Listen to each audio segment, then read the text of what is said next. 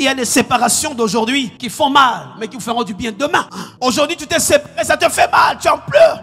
Tu vas mettre fin à ta vie. Aussi, c'est pas elle, je meurs. Avant elle, tu étais mort. Aussi, tu me dis non, je vais aller m'épandre. Mon frère ne va pas t'épandre pour elle. Elle va aller manger les kebabs là-bas. Laissez-moi vous raconter cette histoire et clôturer ici. Il y a un groupe de gens qui allaient vers une destination particulière.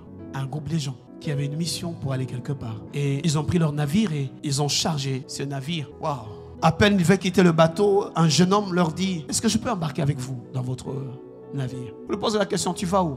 Nulle part. Là où vous irez, j'irai avec vous. Chers amis, faites attention à celles et ceux qui embarquent dans votre vie sans avoir une destination précise, qui vous disent: là où tu iras, je vais te suivre. Il y a des gens qui viendront dans votre vie pour changer votre destination, vous imposer des choses, pour vous empêcher d'entrer dans votre destinée, mais il y a aussi de ceux-là qui vont aller avec vous dans la même direction, mais pour la perturber votre destination. Ce jeune homme rentre dans ce bateau, dans ce navire, avec les autres, sans destination. Et comme il entre, il n'a pas droit à leur discussion, à leur entretien. Il va se cacher un peu en dessous et dormir. Quelqu'un qui embarque dans ta vie, qui ne te dit rien sur sa vie, mais qui va dans la direction où tu vas, sans savoir où toi tu vas, il est dangereux. Alléluia. Lorsqu'ils arrivent en pleine mer, au beau milieu de l'océan, il y a des vagues et des vents. Chaque personne qui rentre dans votre vie n'est pas neutre. Il a une influence soit négative, soit positive. Le jeune homme qui rentre dans leur bateau a un passé spirituel. Il a un bagage spirituel. Chaque personne qui rentre dans votre vie a un bagage spirituel. Le jeune homme rentre dans ce bateau. Et dans ce bateau, au beau milieu de la mer, ça commence à tanguer. Il y a les vents et les vagues. Vous avez embarqué quelqu'un et désormais il y a des vents et des vagues. Tellement qu'il y a des vents et des vagues, ils se disent: nous allons réussir à nous en sortir. Ça va passer, nous sommes des marins. Je vais m'en sortir malgré les vents. Il y a quelqu'un dans ma vie, mais je vais essayer de m'en sortir. Et tu ne t'en sors pas. Tu ne vois pas. Ça fait déjà plusieurs mois, plusieurs semaines, plusieurs années. Depuis qu'il est dans ta vie, tu ne t'en sors plus. Il y a des personnes, quand vous les embarquez, votre vie bascule. J'étais bien avant que je ne sois avec. Mais depuis que je suis avec lui, je ne vois plus clair. Y a-t-il quelqu'un qui est dans ce cas? Ma vie a basculé depuis que je l'ai rencontré. Je ne suis pas en paix. J'ai même l'impression que je commence à être plus malade. Je ne suis plus heureux ou heureuse. Ils sont dans le bateau. Satan. Les vents se font encore plus forts, plus violents. Les vagues se font ressentir. Et se décident de jeter des cargaisons, leurs affaires. Depuis que tu as accepté d'être avec cette personne, ce frère, je ne sais pas, tu as commencé à sacrifier beaucoup de ce qui est à toi. Tes valeurs. Tu commences à emprunter des chemins que tu n'empruntais pas avant. Tu as perdu beaucoup de choses à cause de celui que tu as embarqué ou de celle que tu as embarqué dans ta vie. Il y a des personnes, quand ils embarquent dans votre vie, vous voyez clair.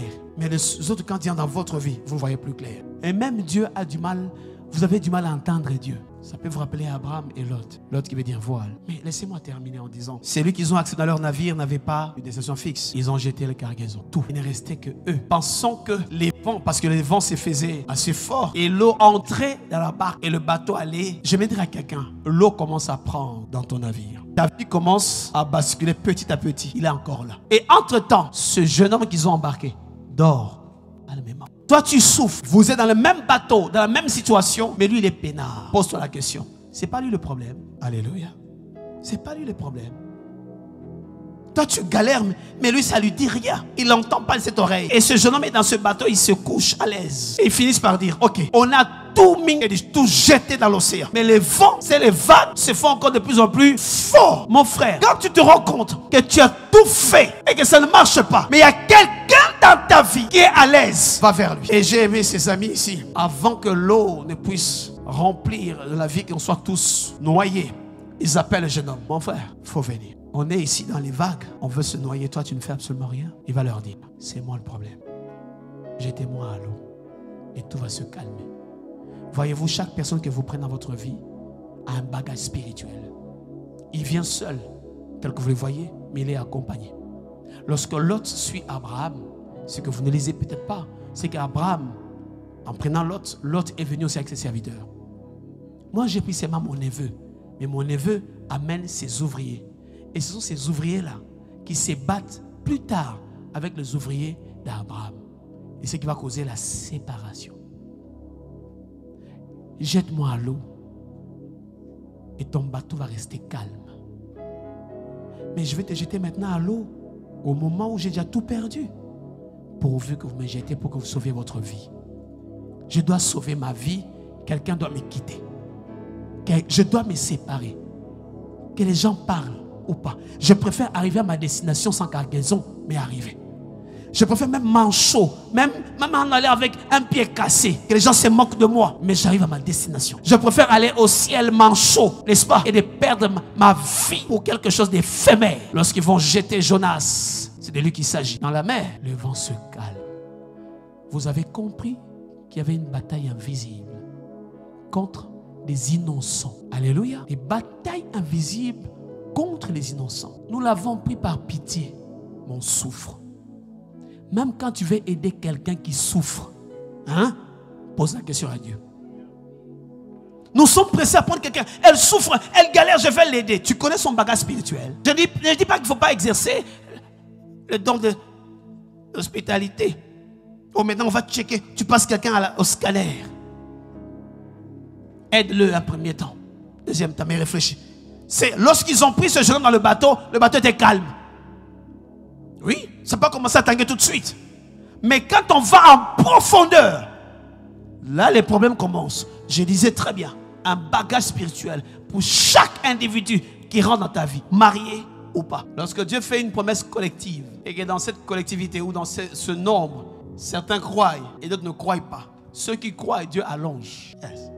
Dieu allonge et rajoute au-delà de cette promesse, il y a un bonus pour eux. Et Caleb l'a reçu. Mais le problème, c'est que Caleb ne peut pas demander ni accéder à sa promesse pendant les 40 ans de désert. Il ne peut pas. Pourquoi? L'entourage. L'entourage de Caleb. Caleb, je ne peux pas te faire rentrer toi-même dans la terre promise. Parce que tu as l'entourage que je n'aime pas. Ils doutent de moi. Est-ce que tu marches avec des gens qui doutent de Dieu et de ses capacités? Ton entourage n'est pas bon. Ton entourage doute de moi et murmure contre moi. Tu ne peux pas y aller. Je disais ici, tu ne peux pas être ami à tout le monde. Tu es tellement gentil que ça fout la naïveté. Il faut aider les gens. On te tape, on te tabasse. Toi, non, Dieu a dit aimez-vous les uns les autres. Il n'a pas cité Satan dedans. Alléluia.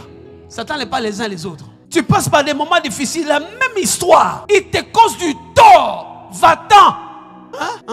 Cette histoire de la servante de Dieu qui est morte là, nous a beaucoup tous enseigné. Jésus même, on ne l'a pas aimé dans sa famille. Il a fait quoi? Il a pris ses clics et claques. Il est parti. Pierre a dit, Jésus, allons de ce côté. Alléluia. J'ai toujours dit, nous sommes dans une famille. Et cette famille là au ciel, elle n'est pas là. On va pas... La famille Kassongo, passez par ici. Non. La famille des diacres, passez ici. Il n'y a pas ça. Jésus a dit, lorsqu'on est venu lui dire, mais écoute, ta maman, tes frères, tes soeurs te cherchent. Il dit, Yahweh, mes frères et mes soeurs, ceux qui font la volonté de mon père. Tu as une nouvelle famille. Alléluia. Pourquoi tu ne peux pas y entrer? Parce qu'il y a ton entourage. Et je disais ici, il y a des séparations d'aujourd'hui qui font mal, mais qui vous feront du bien demain. Aujourd'hui, tu t'es séparé, ça te fait mal, tu en pleures. Tu as eu un mettre fin à ta vie. Aussi, c'est pas elle, je meurs. Avant elle, tu étais mort. Aussi, tu me dis non, je vais aller m'épandre. Mon frère ne va pas t'épandre pour elle. Elle va aller manger les kebabs là-bas. Aussi, si tu me dis pas oui, je vais mourir. Non, qui c'est déjà mort pour toi? Pourquoi mettre fin à la vie à cause de ça? Tu ne dois pas être ami à tout le monde. Car la présence de certaines personnes dans ta vie retarde l'accès à tes promesses. En fait, Dieu n'a pas de problème. Tu devais y entrer à longtemps. Mais ton entourage est très mauvais. L'entourage. On a étudié avec lui à l'école primaire. Au lycée de Bongissa. On a étudié. Et puis Dieu nous aime. On s'est vu ici à Paris. On est toujours ensemble. Voilà pourquoi Caleb est resté 45 ans sans promesse. Sans accéder à la promesse. À cause de qui? L'entourage. Lui, le jour où ils ont exploré le pays, il a 40 ans. Dieu lui rajoute encore un bonus.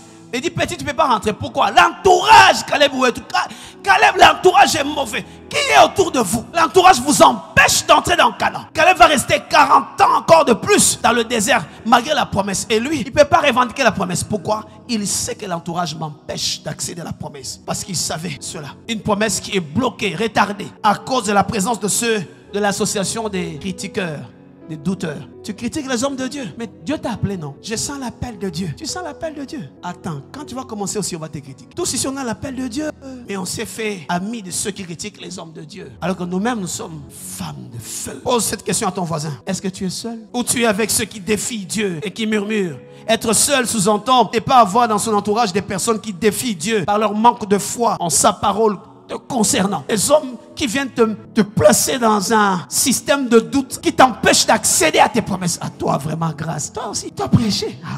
Aide-moi encore à poser la question à ton voisin. L'autre, pas le même. Il faut que tu le fixes. Tu es toujours seul ou tu es toujours occupé? Quand tu poses la question là, mon frère, dans quel esprit tu poses à la soeur la question? Quand tu dis que tu es seul. Il ne faut pas dire, papa, non, m'a prêché, tu ne l'as pas entendu. Dieu ne te parle pas. Combien de fois tu veux des confirmations? C'est pour ça que maintenant, il y a des gens qui choisissent sœur. Pour pas que quand ils parlent, que les frères pensent que je fais des avances. Mon frère était toujours seul.